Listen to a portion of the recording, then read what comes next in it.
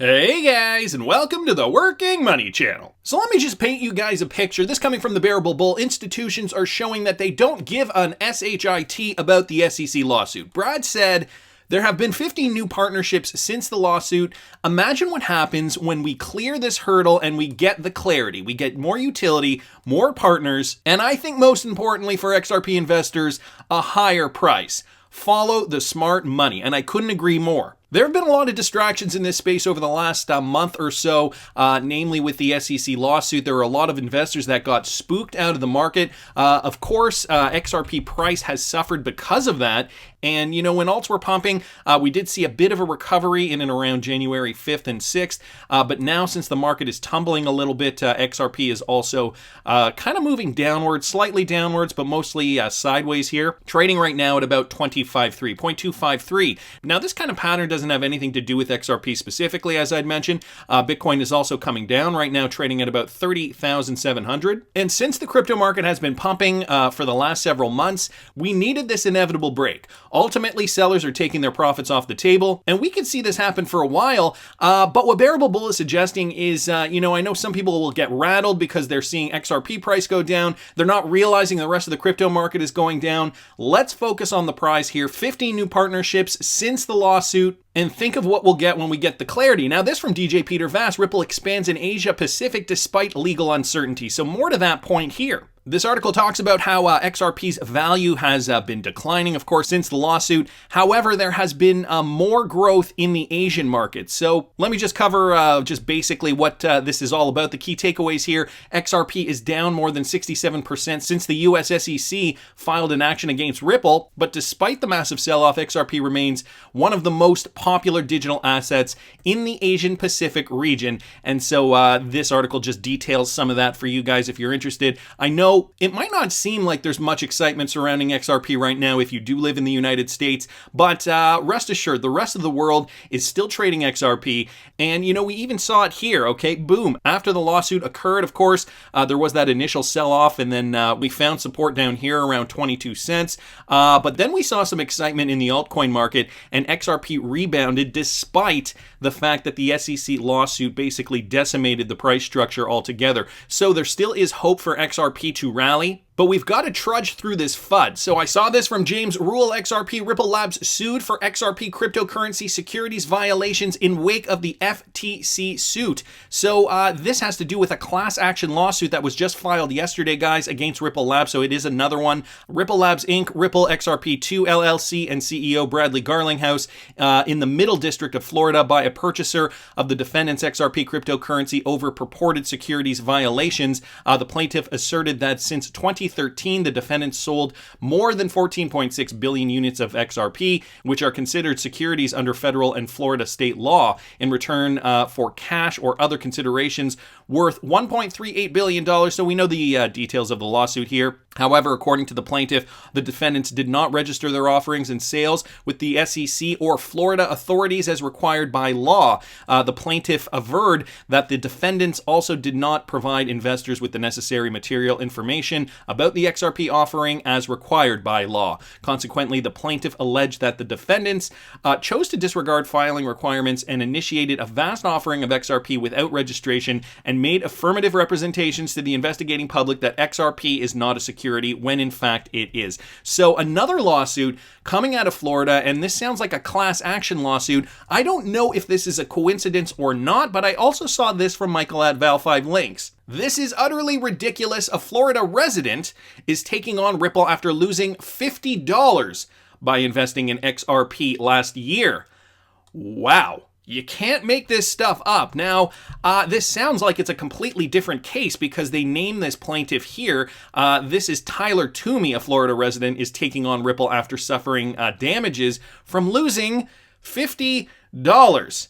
I kid you not. Payment processor and XRP issuer Ripple was hit by a class action lawsuit in Florida. Okay, so this is a class action too. This is probably the same thing. On Monday, months after U.S. regulators stooped down on the firm's business activities, it was filed by a person claiming to have made a relatively small $100 investment in XRP last year, losing 50% of it in the weeks afterward. Investor Tyler Toomey said he purchased 135 XRP in November last year as prices were shooting upward. upward. He then sold his holdings in December and took on a $48.50 loss on his initial capital. That loss, however, was enough to incite Toomey. He alleged in the class action lawsuit on behalf of himself and other similar investors that Ripple had unlawfully sold millions of dollars worth of its XRP tokens to other Florida residents, adding the firm's founders illegally profited off the sales. You can't make this stuff up. This is utterly ridiculous, and I'm going to go on the record and say that, for anybody who thinks that they can sue a company for losing $50 when you should be knowing what you're getting into here. Getting into the crypto space is risky, and whether it's XRP or something else, there's always going to be the risk that you're going to lose money. However, they're seeing an opportunity to take Ripple down. Of course, Ripple's case is already in court. Opportunity chasers, to put it mildly, is what I'd call people like this. So it sounds to me like this lawsuit here with Mr. Toomey, Tyler Toomey, and this class action lawsuit here, which doesn't name Tyler Toomey here, are likely the same lawsuit. If you guys have any clarification on that, please do put it in the comment section.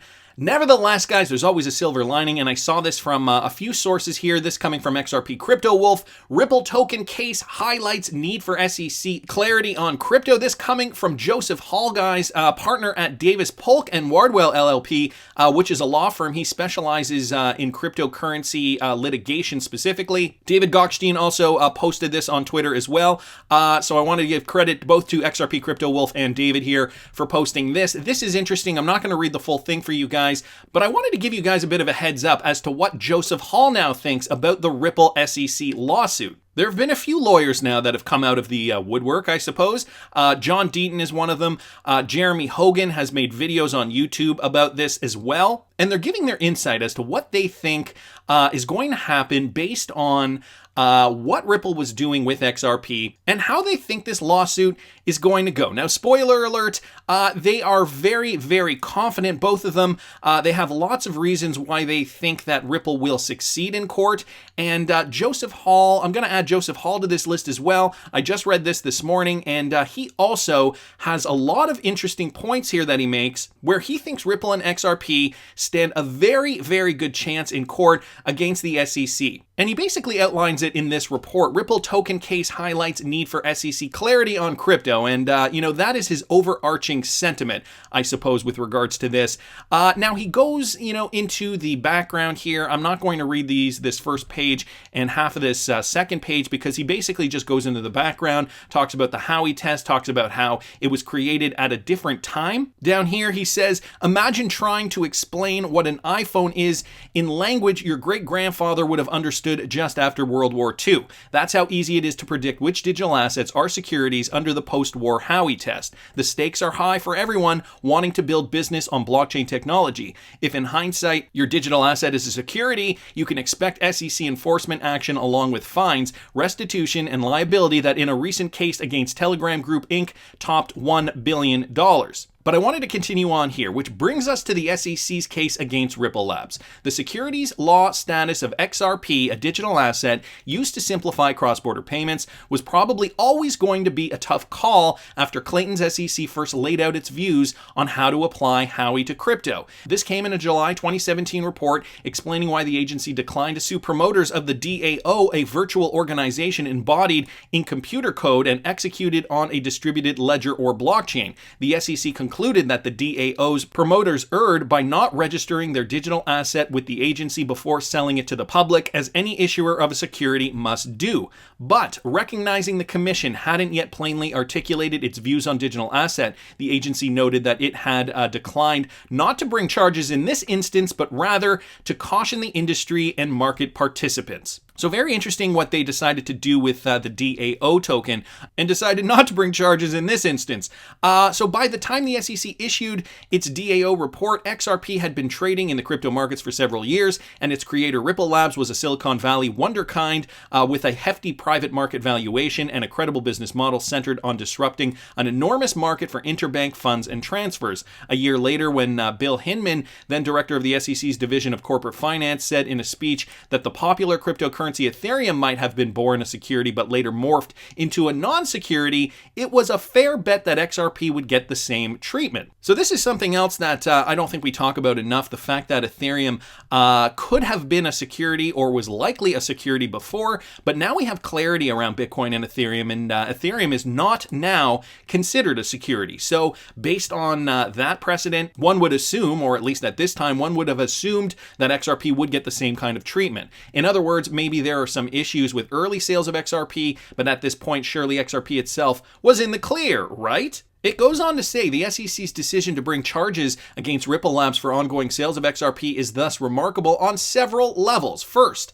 the timing, the day before Clayton stepped down, suggests the possibility of a rift amongst the commissioners as opposed to a case everyone agreed had to be brought immediately in order to avert looming investor harm. So possibly a personal vendetta, and I know some of us in the space have already been speculating on this. Second, whatever one's views on the merits, before news of the SEC's intentions broke, XRP traded with a market cap in the $25 to $30 billion range, meaning that any precipitous action by the SEC would surely result in heavy investor losses, ending recently around $13 billion.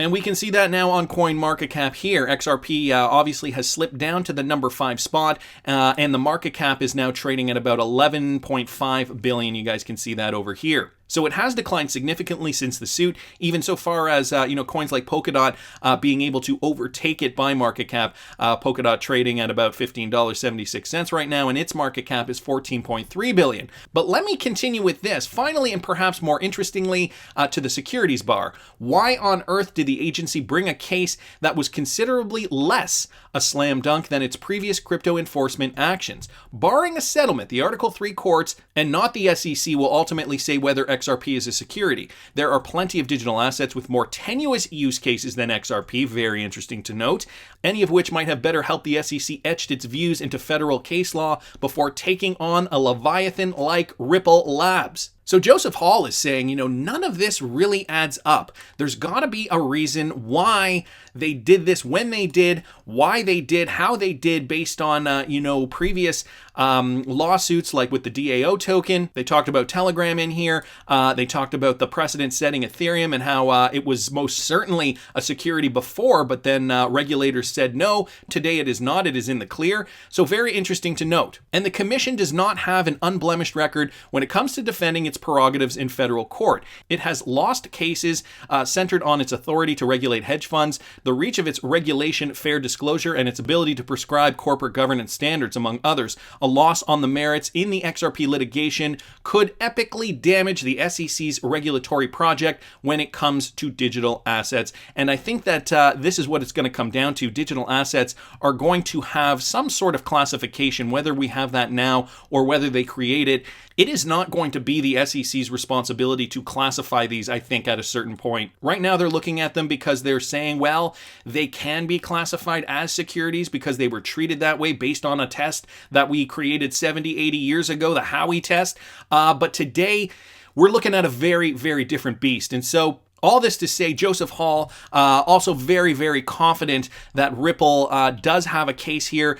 Add him to the list of lawyers that thinks XRP should be in the clear and that the SEC overstepped their grounds. So guys, I will link this PDF in the description of this video. There's only a little bit more here. If you wanted to go over it further, I wanted to just give you guys some background on Joseph Hall, just so you know that he's got the credentials it takes to make this kind of judgment. So Mr. Hall is a partner in Davis Polk's corporate department and co-heads the firm's ESG, Environmental, Social, and Corporate Governance group. His transactional practice includes advising companies and investment banks on initial public offerings, so IPOs, block trades, and investment-grade high-yield and convertible debt offerings, as well as advising crypto asset managers on fund formation and distribution. His advisory practice includes working with blockchain and crypto asset companies and sponsors on federal securities law matters, as well as advise with respect to sensitive C-suite and board matters, corporate governance matters generally, public company reporting obligations, securities law compliance, and the regulation of credit rating agencies. So he is a finance lawyer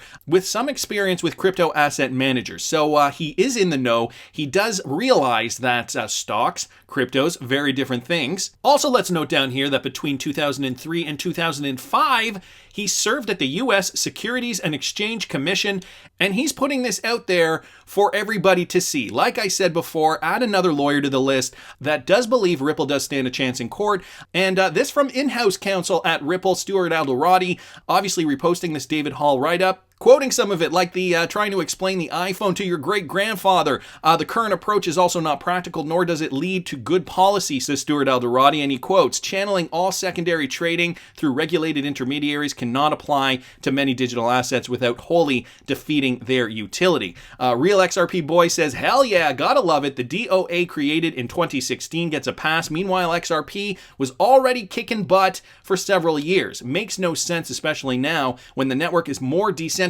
than ever, arguably more so than Ethereum and even precious Bitcoin. So there you have it, guys. Joseph Hall's opinion on this piece. I'm feeling super confident that we are going to see XRP price rebound once the rest of the market rebounds. And just think when we get that clarity. We've got the utility, we've got more partners.